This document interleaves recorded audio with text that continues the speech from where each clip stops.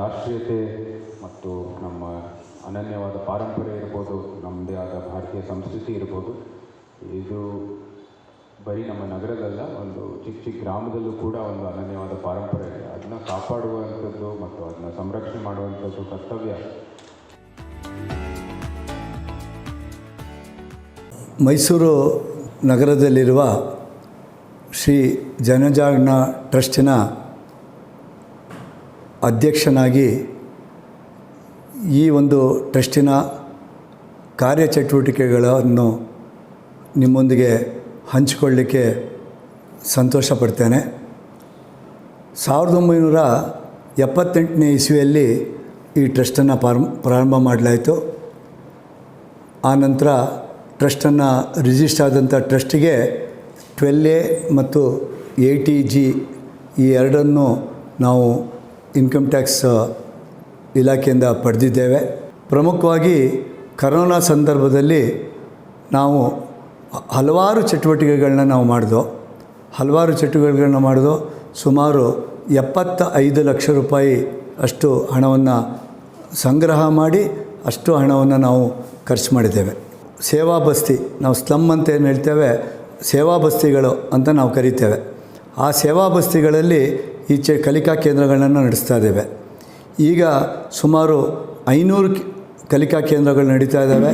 ಅದರ ಪ್ರಯೋಜನವನ್ನು ಸುಮಾರು 12,000 ಮಕ್ಕಳು ಪಡಿತಾ ಇದ್ದಾರೆ. ಮಹಿಳಾ ಸ್ವಾವಲಂಬನೆಯ ದೃಷ್ಟಿಯಿಂದ ಅವರಿಗೆ ಟೈಲರಿಂಗು ಹಾಗೂ ಕಂಪ್ಯೂಟರ್ ಶಿಕ್ಷಣವನ್ನು ನಾವು ಕೊಡ್ತೇವೆ. ಈ ಒಂದು ಸಂಜೆ 2 ಗಂಟೆ ನಡೆಯುವಂಥ ಒಂದು ಕಲಿಕಾ ಕೇಂದ್ರದ ಕಾರ್ಯಕ್ರಮದಲ್ಲಿ ಸುಮಾರು ಮುಕ್ಕಾಲು ಗಂಟೆ ಅವರ ಶಾಲೆಯ ಪಠ್ಯದ ವಿಚಾರವಾಗಿ ಪಾಠಗಳಾಗ್ತವೆ, ಮನೆ ಪಾಠದ ರೀತಿಯಲ್ಲಿ. ಆ ನಂತರ ಸಂಸ್ಕಾರದ ವಿಚಾರದಲ್ಲಿ ತುಂಬ ಚಟುವಟಿಕೆ ಆಗ್ತವೆ. ಇಷ್ಟೆಲ್ಲ ಕಾರ್ಯಕ್ರಮಗಳು ಮಾಡಬೇಕಾದ್ರೆ ಇದು ಸಮಾಜಕ್ಕೆ ಮಾಡ್ತಿರೋ ಕಾರ್ಯಕ್ರಮಕ್ಕೆ ಸಮಾಜನೇ ಇದನ್ನು ಬೆಂಬಲಿಸಬೇಕು. ಆ ನಿಟ್ಟಿನಲ್ಲಿ ನಾವು ಇದುವರೆಗೂ ಎಲ್ಲ ಒಂದು ಸಂಘ ಸಂಸ್ಥೆಗಳಿರ್ಬೋದು, ಅಥವಾ ವ್ಯಾಪಾರಿ ಸಂಸ್ಥೆ ಇರ್ಬೋದು, ಕೈಗಾರಿಕೆಗಳಿರ್ಬೋದು, ಅಥವಾ ದಾನಿಗಳಿರ್ಬೋದು, ಇವರ ಒಂದು ಸಹಕಾರದಲ್ಲಿ ಈ ಒಂದು ಕಾರ್ಯಕ್ರಮವನ್ನು ನಾವು ನಡೆಸ್ಕೊಂಡ್ಬಂದಿದ್ದೀವಿ.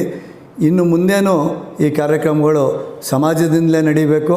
ಮತ್ತು ನಮ್ಮ ಚಟುವಟಿಕೆಗಳು ಮೊದಲು 100-150 ಕಲಿಕಾ ಕೇಂದ್ರಗಳಿದ್ದದ್ದು ಈಗ 500 ತನಕ ಬಂದು ಮುಟ್ಟಿದ್ದೀವಿ. ಇಷ್ಟೆಲ್ಲ ಮಾಡಬೇಕು ಅಂತಾದರೆ ನಮಗೆ ವರ್ಷಕ್ಕೆ 80 ಲಕ್ಷದಿಂದ 1 ಕೋಟಿ ರೂಪಾಯಿ ಅಷ್ಟು ಹಣದ ಅಗತ್ಯತೆ ಇರುತ್ತೆ. ಇದೆಲ್ಲ ಸಮಾಜ ಸ್ಪಂದಿಸಿದರೆ ಮಾತ್ರ ಮಾಡಲಿಕ್ಕಾಗುವಂಥ ಕೆಲಸ. ಸಮಾಜ ಯಾವತ್ತೂ ಸ್ಪಂದಿಸಿದೆ, ಇನ್ನು ಮುಂದೇನೂ ಸ್ಪಂದಿಸಬೇಕು. ನಾನು ದಾನಿಗಳಲ್ಲಿ ಹಾಗೂ ವಿವಿಧ ಸಂಘ ಸಂಸ್ಥೆಗಳು,